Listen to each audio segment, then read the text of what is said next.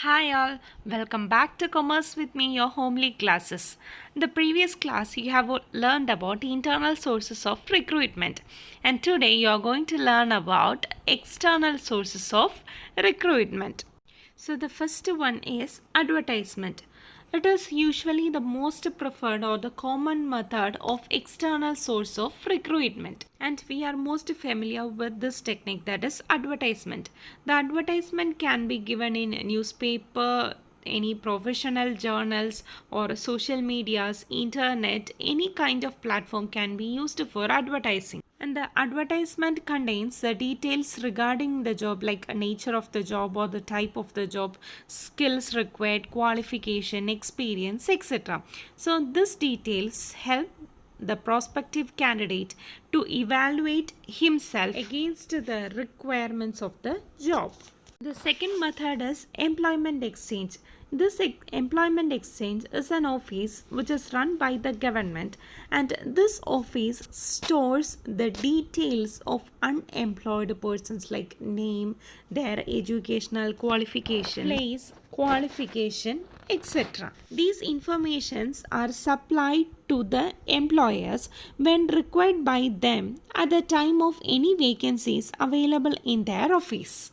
This method is a good source of recruitment for unskilled, semi-skilled and skilled workers.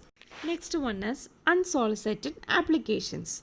These are such job applications that the job seekers simply send to the prospective employers with a viewpoint of considering them for an interview that is coming in the future.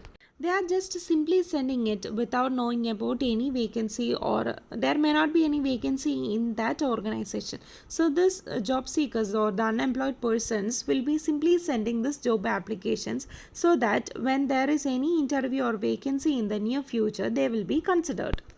Some organizations may be keeping a record of these unsolicited applications, and when a job suitable for these persons are available, they will be considered for employment.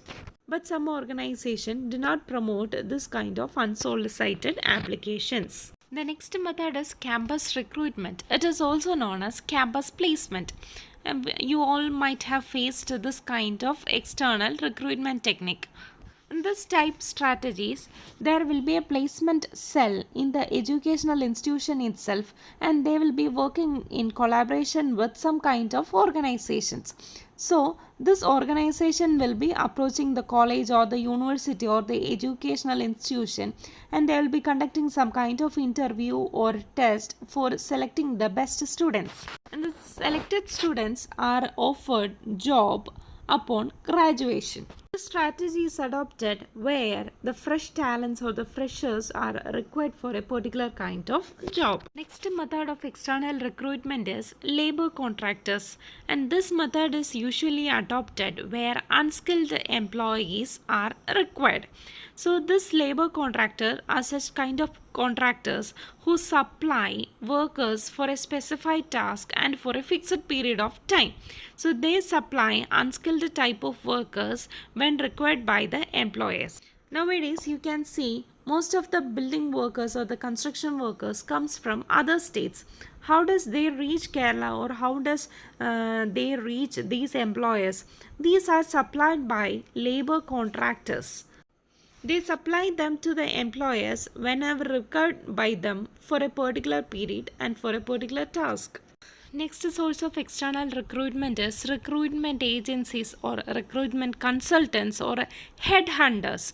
So these are specialized recruitment agents, or they can be institutions who perform the recruiting functions for their clients, and these clients are organizations who are having vacancies. So whenever a vacancy is there in an organization, that organization or the employer can approach these recruitment agencies for the purpose of recruiting employees for their organization. This technique is usually adopted for the selection of executives, specialists, or senior scale employees, or the persons who want to carry the important roles in an organization. And these consultancy firms or the recruitment agencies perform all the recruitment and selection function, and so the cost of adopting this method is also high.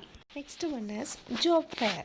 It is commonly called as career fair or career expo, and this is an event where many of the organization jointly conduct, so that many organizations conduct the event at a one time, and they together can meet a large number of prospective employees. Yes. Each organization will have different booths, and many prospective employees can come collect their business cards or talk with them for further informations, and these employers or the potential co-workers of that organization can collect the prospective employees' informations and thus finally select the employees. This job fair can be conducted independently by a single firm also. The business gains an opportunity to meet a large number of potential employers at a single time, and vice versa too. That is, the employees can meet different number of or different kinds of employers at a single point of time. Next method of external source of recruitment is gate hiring. In this case, a notice will be put on the notice board of the company specifying the details of the job vacancies, and such recruitment is run, which is known as direct recruitment. These are usually done at factories like jute factory, cotton factory, etc. There will be a large number of workers working there. So if any of the employee is absent, they need someone to substitute that permanent employee's work. So if they find any kind of efficient employees among the substitute workers, they can be replaced for the permanent workers too. Hope you have all understood today's portion. Thank you.